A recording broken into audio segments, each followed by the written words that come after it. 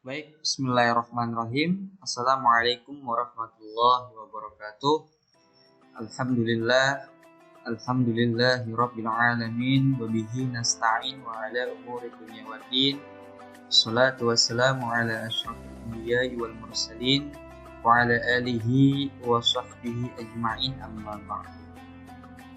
Anak-anakku sekalian, pada pertemuan kali ini kita belajar fikih tentang jual beli. Nah, sebelum kita memulai pelajaran kita, alangkah baiknya kita membaca doa terlebih dahulu. Seperti biasa, kita Al-Fatihah terlebih dahulu. Kita khususkan untuk kedua orang tua kita, untuk guru-guru kita, untuk orang-orang yang telah mendahului kita. Semoga amal ibadah di sisi Allah Subhanahu wa taala. Dan juga kita khususkan untuk diri kita, semoga dimudahkan dalam pemahamannya, dimudahkan dalam belajarnya, dan diberikan kelancaran. Amin amin ya rabbal alamin. Ila hadratin Nabil Mustafa Muhammadin sallallahu alaihi wasallam. Al-Fatihah. A'udzu billahi minasyaitonir rajim. Bismillahirrahmanirrahim. Alhamdulillahirabbil alamin arrahmanir rahim maliki yaumiddin iyyaka na'budu wa iyyaka nasta'in ihdinas siratal mustaqim siratal ladzina an'amta 'alaihim ghairil maghdubi 'alaihim waladdallin. Anak-anak sekalian, fikih bab jual beli.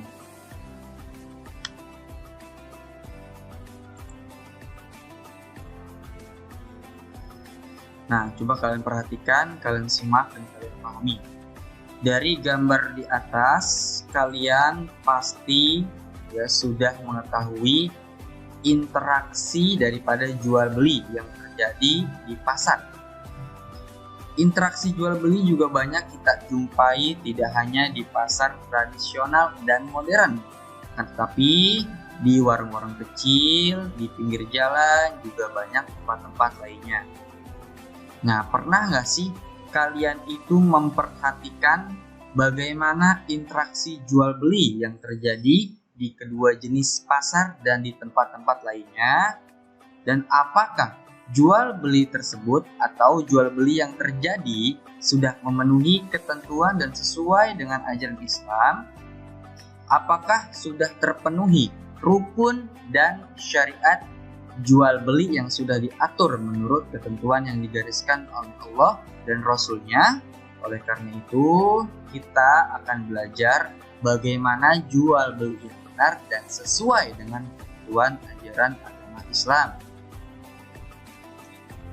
Nah, pengertian jual beli. Adapun jual beli itu adalah pertukaran harta, pertukaran harta atau benda dengan harta yang lain yang lebih bermanfaat dengan saling merelakan atau memindahkan hak milik dengan penggantinya dengan cara-cara yang dibolehkan oleh agama Islam.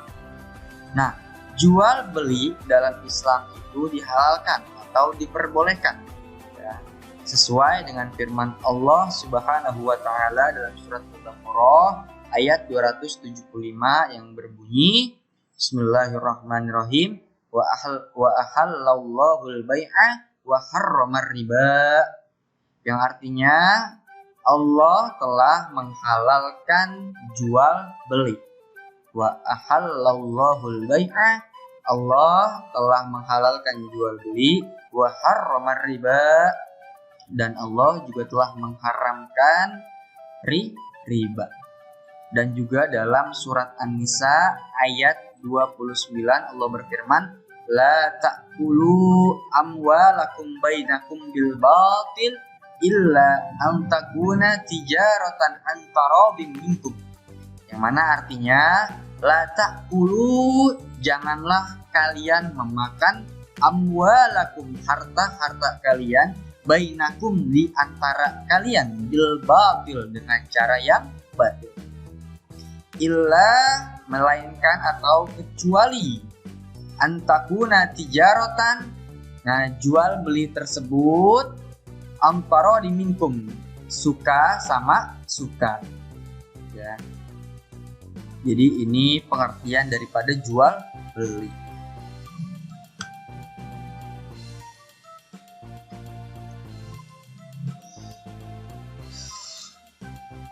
Nah, adapun rukun jual beli, rukun adalah sesuatu yang harus dipenuhi untuk sahnya suatu pekerjaan. Dalam hal ini, agar jual beli menjadi sah, maka harus memenuhi rukun-rukunnya. Adapun rukun jual beli yaitu sebagai berikut. Yang pertama, adanya penjual. Penjual itu harus berakal sehat dan memiliki barang untuk dijual. Juga tidak melanggar aturan jual beli yang berlaku. Nah, adapun rukun jual beli ini yang pertama adanya penjual. Kemudian penjualnya itu juga harus berakal sehat dan memiliki barang yang untuk dijual tersebut. Dan juga barang tersebut tidak melanggar aturan jual beli yang berlaku. Kemudian daripada rukunnya yang kedua adanya pembeli. Pembeli adalah orang yang membutuhkan barang yang dijual dan mempunyai uang sebagai alat tukar yang sah. Nah, dan pembeli tersebut juga harus berakal sehat, bukan orang gila dan juga bukan anak kecil yang tidak mempunyai izin sebagai pembeli. Rukunnya adanya penjual, adanya pembeli, dan yang ketiga yaitu ada barang untuk dijual. Nah, pengertiannya itu barang yang dijual harus jelas kesuciannya, juga berguna dan bermanfaat, kemudian dapat diserahkan dan jelas kepemilikannya, serta barang itu diketahui dengan jelas baik zatnya, bentuknya, ukurannya maupun sifat-sifatnya. Kemudian yang keempat daripada rukun jual beli ada lafal akad atau kalimat ijab dan qabul. Nah, ijab itu apa? Ijab itu adalah perkataan penjual kepada pembeli. Nah, ijab itu perkataan penjual kepada pembeli. Seperti contohnya, saya menjual barang ini dengan harga sekian. Nah, kemudian qabulnya itu ucapan daripada pembeli. Contohnya, saya beli barang ini dengan harga sekian. Dan dilakukan dengan suka sama suka. Misalkan Nurwita itu ingin membeli pensil atau membeli buah, ya, membeli buah. Ibu, saya mau buah ini. Nah, kemudian kata penjualnya, saya jual jeruk ini dengan harga 10.000. Kemudian kata Nurwita, iya ibu, saya beli dengan harga sekian yang telah ibu berikan harganya. Nah, dan juga dilakukan dengan suka sama suka. Kemudian yang kelima itu daripada rukun jual beli ada kerelaan dari kedua belah pihak. Nah, maksudnya apa? Jual beli yang sah jika antara penjual dan pembeli saling merelakan, yaitu memberikan barang yang dimilikinya masing-masing. Pembeli mempunyai barang dagangan dan penjual memiliki barang dagangan dan pembelinya memiliki uang untuk alat tukar yang sah. Nah, seperti itu. Dan pembelinya memberikan uang, nah ya kan, dengan alat tukar yang sah sesuai harga yang telah disepakati bersama. Nah, inilah anak-anakku rukun daripada jual beli. Yang pertama adanya penjual, yang kedua adanya pembeli, kemudian ada barang yang untuk dijual, kemudian ada lafal akad daripada kalimat ijab dan qabul antara pembeli dan penjual, kemudian yang kelima kerelaan kedua belah pihak. Nah, rukun daripada jual beli itu ada 5. Kemudian selanjutnya ada syarat sah jual dan beli. Agar jual beli menjadi sah harus memenuhi syarat-syarat dalam jual beli. Adapun syarat penjual, syarat pembeli, dan syarat barang dan syarat uang yang dijual belikan harus terpenuhi. Jika syarat-syarat dalam jual beli tidak terpenuhi, maka jual belinya itu tidak sah. Nah, Syarat yang pertama yaitu syarat penjual dan pembeli. Ya, syarat penjual dan pembeli. Penjual dan pembeli sebagai salah satu rukun yang ada dalam jual beli harus memenuhi syarat-syarat agar pelaksanaan jual beli sah secara hukum. Syarat-syaratnya adalah yang pertama, penjual dan pembeli harus berakal sehat dan tidak dalam keadaan gila sehingga tidak tertipu dalam pelaksanaan jual beli tersebut. Nah, hal ini sesuai dengan firman Allah Subhanahu wa taala dalam Al-Quran surat An-Nisa ayat 5 yang mana bunyinya bismillahirrahmanirrahim wala tu'tus sufaha amwalakumul lati ja'alallahu lakum qiyama, yang artinya dan janganlah kalian serahkan kepada orang yang belum sempurna akalnya. Nah, sebagai contohnya seperti orang gila yang tidak berakal ya. Akalnya tidak sehat. Yang mana harta atau mereka yang ada dalam kekuasaannya itu kamu yang dijadikan Allah sebagai pokok dalam kehidupannya. Quran surat An-Nisa ayat 5. Syarat penjual dan pembeli itu yang pertama, penjual dan pembeli harus berakal sehat dan tidak dalam keadaan gila. Kemudian yang kedua, penjual dan pembeli melakukan jual beli atas kehendaknya sendiri atau tidak dipaksa. Nah, sebagaimana firman Allah Subhanahu wa taala dalam surat An-Nisa ayat 29 yang berbunyi, ya ayyuhalladzina amanu la ta'kulu amwalakum bainakum bil batil illa an takuna tijaratan an taradin minkum.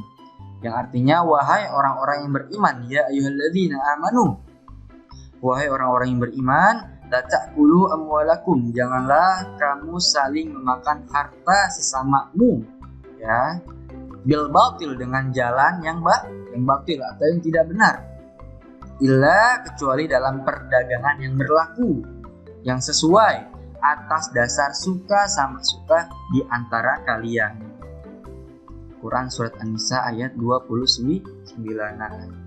Adapun syarat penjual dan pembeli itu yang kedua, penjual dan pembeli melakukan jual beli atas kehendaknya sendiri atau tidak dipaksa. Ya. Kemudian yang ketiga, syarat daripada pembeli dan penjualnya itu keadaannya tidak mubazir atau pemboros, karena pemboros itu tentunya syaitan. La tubazir tabziran innal mubadzirina wa kanu ikhwana syayatin. Yang mana artinya janganlah memubazirkan makanan-makanan ya. Karena mubazir itu adalah teman daripada syaitan, wa kanu ikhwana syayatin ya. Nah, kemudian yang keempat itu syaratnya balik atau berumur 15 tahun ke atas atau yang telah dewasa. Ya, dan adapun penjual dan pembeli syaratnya harus sudah balik atau dewasa. Akan tetapi anak-anak yang belum balik dan sudah mengerti jual beli barang-barang kecil boleh mengadakan jual beli. Nah, inilah anak-anakku sekalian syarat daripada penjual dan pembeli. Ada 4 ya, ada 4. Yang pertama, berakal sehat antara penjual dan pembelinya. Yang kedua, penjual dan pembeli melakukan jual beli atas kehendaknya sendiri atau tidak dipaksa. Yang ketiga, keadaannya tidak boros, tidak mubazir. Kemudian yang keempat, balik atau anak kecil yang sudah diperbolehkan atau sudah mengerti jual beli barang dan barang-barangnya pun masih barang-barang yang berharganya kecil nominalnya, itu boleh mengadakan jual beli. Ada 4 syarat daripada penjual dan pembeli. Kemudian yang kedua, uang dan barang yang diperjualbelikan. Dalam jual beli, uang yang digunakan dan barang yang diperjualbelikan harus memenuhi syarat-syarat sebagai berikut. Yang pertama, barang yang diperjualbelikan dalam keadaan suci. Artinya barangnya itu tidak najis. Nah, barang najis tidak sah diperjualbelikan dan tidak boleh dijadikan uang untuk dibelikan. Seperti contohnya kulit binatang atau bangkai yang belum disamak. Kemudian yang kedua, barang yang diperjualbelikan itu bermanfaat. Tidak boleh melakukan jual beli barang yang tidak ada manfaatnya. Yang ketiga, barang yang diperjualbelikan adalah milik penjual atau milik orang lain yang diwakili atau yang menguasakan sesuai sabda Rasulullah SAW, wala bai'a illa fi ma tumlik. Ya, wala bai'a, tidak sah jual beli illa kecuali fi ma tumlik, pada barang yang dimiliki. Ya, jadi boleh menjual barang orang lain, ya artinya diwakili barang dagangan orang tersebut, ya dengan diwakili, ya. Kemudian yang keempat ada keadaan barang yang diperjualbelikan dapat diserah terimakan, sehingga orang yang melakukan jual beli tidak ada yang merasa dirugikan maupun tertipu dalam jual beli. Yang kelima, barang yang diperjualbelikan diketahui oleh penjual dan pembeli, baik zatnya, bentuk, kadar maupun sifat-sifatnya. Nah, ini adalah uang dan barang yang diperjualbelikan. Syarat-syaratnya, barang yang diperjualbelikan dalam keadaan suci, barang yang diperjualbelikan itu bermanfaat, barang yang diperjualbelikan adalah milik sepenuhnya, punya penjual atau milik orang lain tapi bisa diwakilkan. Kemudian yang keempat, keadaan barang yang diperjualbelikan dapat diserah terimakan, sehingga orang yang melakukan jual beli tidak ada yang merasa dirugikan maupun tertipu. Yang kelima, barang yang diperjualbelikan diketahui oleh penjual dan pembeli dari zatnya, bentuknya, kadarnya maupun sifat-sifatnya. Nah, itulah anak-anakku sekalian. Jadi pelajaran kita kali ini tentang jual beli sampai di sini. Nanti kita akan bahas tentang khiyar, ya, memilih. Nanti di pertemuan yang akan datang saya akan menjelaskan tentang khiyar. Sekarang tentang jual beli terlebih dahulu. Nah, selamat belajar anak-anakku sekalian. Semoga ilmu kalian bermanfaat. Jangan lupa untuk selalu menjaga kesehatan kalian. Tugasnya nanti akan saya share di WhatsApp grup, ya. Baik, mungkin ini saja dari saya. Kurang lebihnya saya mohon maaf. Wallahu muwaffiq ila aqwamit thoriq. Wassalamualaikum warahmatullahi wabarakatuh.